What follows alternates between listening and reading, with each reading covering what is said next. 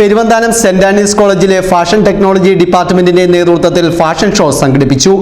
20 വിദ്യാർത്ഥികൾ ഡിസൈൻ ചെയ്ത് 10 വീതം കോസ്റ്റ്യൂമുകൾ അണിഞ്ഞ കോളേജ് വിദ്യാർത്ഥികൾ തന്നെ റാമ്പിൽ എത്തിക്കുകയായിരുന്നു.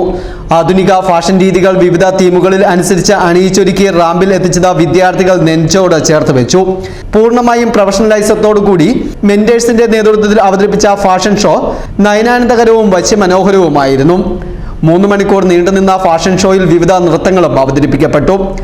College principal doctor Antony Joseph കല്ലമ്പള്ളിയുടെ അധ്യക്ഷതയിൽ ചേർന്ന ഫാഷൻ ഷോയുടെ ഔദ്യോഗിക ഉദ്ഘാടനം സിനിമാ താരം സുധീർ സുകുമാരൻ നിർവഹിച്ചു. ചടങ്ങിൽ സിനിമാ നിർമ്മാതാവും സംവിധായകനുമായ ഡോക്ടർ സജിമോൻ പാറയിൽ മുഖ്യപ്രഭാഷണം നടത്തി.